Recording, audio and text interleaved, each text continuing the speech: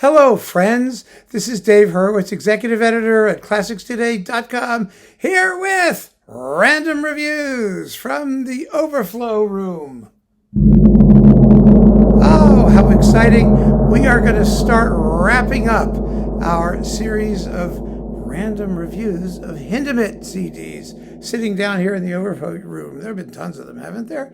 At the end of the day, I think there'll be about 17 videos devoted to Hindemith, which I'm really proud of, actually, because he deserves the attention, and he ain't getting it these days. People are just playing the same old stuff over and over again. It's ridiculous. Anyway, here we have pile number one. Some very interesting live Kubelik stuff. This is with the Bavarian Radio Symphony Orchestra, live in Tokyo in 1965. And it's Mozart's 35th, the Hofner, the Hindemith Symphonic Variations, Symphonic Metamorphoses on themes by Weber, and the Franck Symphony in D minor, as an encore, the introduction to Act 3 of Wagner's Lohengrin. So yeah, wow, what a crazy collection of stuff. And it's fun to listen to. You know, Kubelik's Hindemith Symphonic Metamorphosis was one of the glories of the Mono Mercury catalog, his Chicago recording.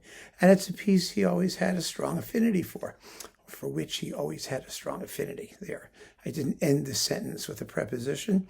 So yeah, you should definitely give this a listen. If you can find it, it's on Altus. And Kubelik collectors, of course, will want it and have it and kiss it and stroke it and lick it. And the rest of us, well, if you have the Mercury, you're in good shape. Then we've got, this is beautiful. Absolutely beautiful. Hindemith's Requiem, When Lilacs Last in the Dooryard Bloomed, a requiem for those we love. It's in English to poetry by Walt Whitman, of course.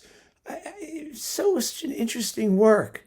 It's beautiful, with William Stone, baritone, Jan de Gaetani, mezzo, Robert Shaw, and the Atlanta Symphony Orchestra and Chorus. One of the great recordings that Shaw ever made. It's on Telarc.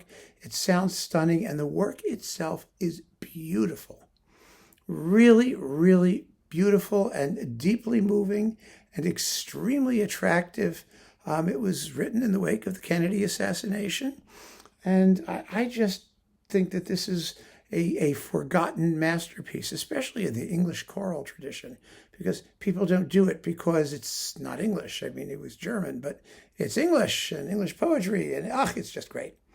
Absolutely great. If you don't have this recording, you should hear this work. It puts a totally different sort of complexion on Hindemith's music, because the music here, I mean, it's not formalistic. I mean, it's got its fugue things and whatnot, but I mean, it's warm and heartfelt and beautifully set, and it's just a remarkable piece of music in every way. It deserves to be heard and performed regularly. Another symphonic metamorphosis on themes by Weber, this time featuring the London Symphony and Claudio Abbado, one of his early Decca recordings. It also has Janacek's Sinfonietta. He later re-recorded it horribly. This is much better. And Prokofiev's Symphony No. 3, which nobody knows, and which is, sort of a daring thing to do. It's based on music from the opera The Fiery Angel.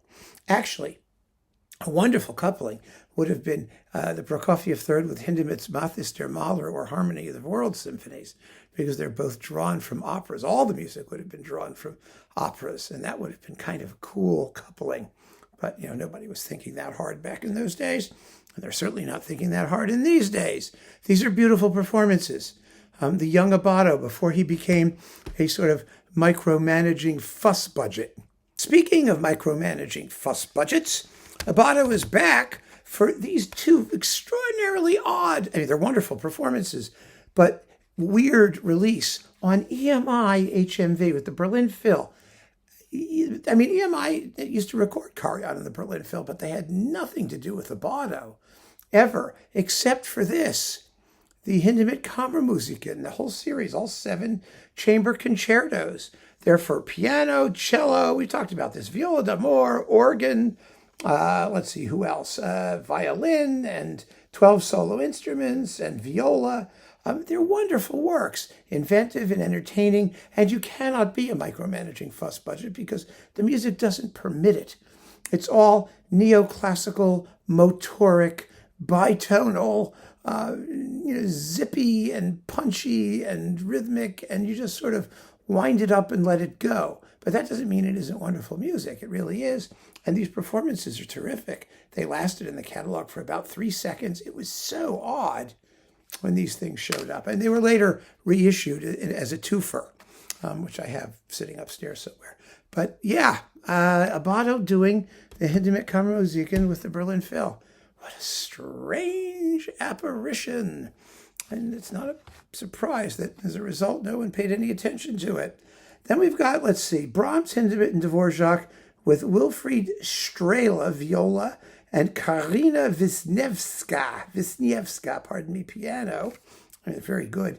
Hindemith's Trauermusik, the Brahms Sonata in F minor, Opus 120, number 1, Dvorak's Sonatina, Hindemith's Duet for viola and cello with Wolfgang Böttcher. Is his name? Yeah, Böttcher, cello. And Hindemith's Sonata, Opus 11, number 4, on Nimbus, a very unusual collection of chamber works. But, none the worse for that. And last, but certainly not least, yet another. This was the 20th Century Classics incarnation of this thing that showed up a billion different ways. Mathis der Mahler and concert music for strings and brass with Steinberg in Boston, one of the great Hindemith records ever. And Der Schwanendreher with Daniel Beniamini and the Orchestra de Paris and Daniel Barenboim, also a very fine performance. This is just one of those discs that belongs in every collection and whatever incarnation you can get your paws on. So keep on listening, friends.